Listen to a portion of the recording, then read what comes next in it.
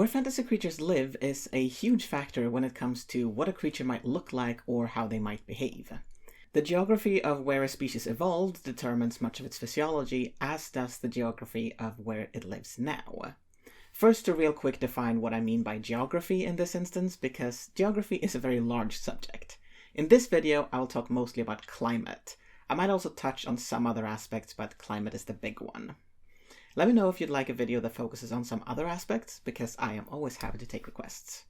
For now, let's talk geography and evolution. One place to start when creating creatures is with the area where the species spent its formative years. If they evolved in dark caves, for example, do they have eyes? If they do, how well do they work? Do they work great in darkness but not so great in light? Maybe they see in infrared or some other way that doesn't require light, or at least not much of it. Another question is, can they see color? We all know that when it gets dark, colors get muted or disappear altogether, so a creature that evolved in such an environment might not have the ability to see colors, even if they have later adapted to lighter conditions. Or say they don't have eyes, then how do they navigate their surroundings? If they can't see, do they use echolocation or other sound-based techniques? Or do they use smell, touch, or some other sense? That's a cave, but say instead that the creature evolved somewhere windy. How do they make sure that they don't get blown away?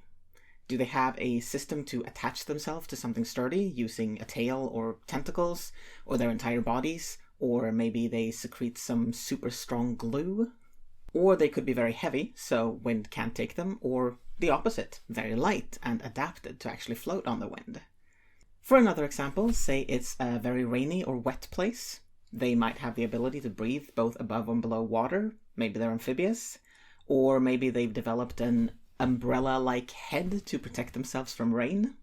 And those are just some examples. There are so many other kinds of places and conditions that you can think about. What would your creature look like if it evolved in the ocean with very strong currents, or inside active volcanoes, or places prone to natural disasters like earthquakes, tsunamis, wildfires, droughts, flooding, extreme temperature fluctuations, or extreme tides? And you can refer back to my video on survival, although this subject is a bit broader than just how do they survive these conditions. Think more, what will they do to not only survive, but thrive? Now, this species you're creating might not have stayed in one place during its entire development. It might live somewhere completely different now compared to where they originally evolved. There are many reasons why they might have moved. Perhaps a new predator came in and took over, maybe there was a disaster and they had to leave, or a disaster that changed the landscape so that they had to adapt to that.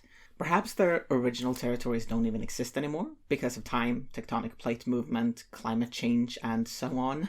It's also possible that not everyone left, but part of the population did, and you want to create a subspecies that has adapted to different conditions. Subspecies are severely underused in most world building, in my opinion, if you don't count the hundreds or thousands of different kinds of elves there are. But anyway, let's say your species moved from the dark caves to the open plains. If they're still sensitive to light, they might have turned nocturnal and build dark nests to hide during the day. Or maybe they have grown larger because there's more room to grow if the caves they lived in before were small. If they've moved from a warm place to a cold place, they might have grown thick fur, grown smaller to contain their body heat, and or developed the ability to hibernate through the coldest months, or time of the year. If they moved from somewhere wet to somewhere dry, the umbrella hat thing might have turned upside down, developed into a container to keep water in. They might have become experts at finding water, or again, learn to hibernate until water appears. I've talked a lot about land now, but say it's a creature that lives in the water. Say it moved from the top of the ocean to the bottom of the ocean. They probably lost some color. In my experience, most of the bottom living creatures are very pale or even transparent, which is pretty cool. Maybe they lost the ability to see, since there's no light to see by, which means that they must have developed a different way to navigate, just like I said before. Or they learned to create their own light. They wouldn't be alone down there. Not to mention, in all cases when you move, you have to adapt to the predators and food sources that are available in that new place you live. I also want to say, remember that evolution is not linear, nor does it always seem to make sense. One of the fun things about evolution is that it can make the weirdest things happen. Consider some of the super weird animals that we have in our world. I mean, take a look into octopuses or platypuses, pufferfish, or basically any deep-sea creature. They're really, really weird. For some bite-sized inspiration in this area, I highly recommend the YouTube channel Crazy Creatures. They make short videos about real animals with some very strange features and abilities, so check them out. Where a creature evolves has a great impact on their abilities, what they eat, how they survive, and of course, what they look like. That is what we're going to talk about next time. How can you make creatures that look unique and make it make sense that they have these strange features? Don't forget to subscribe so you don't miss that video.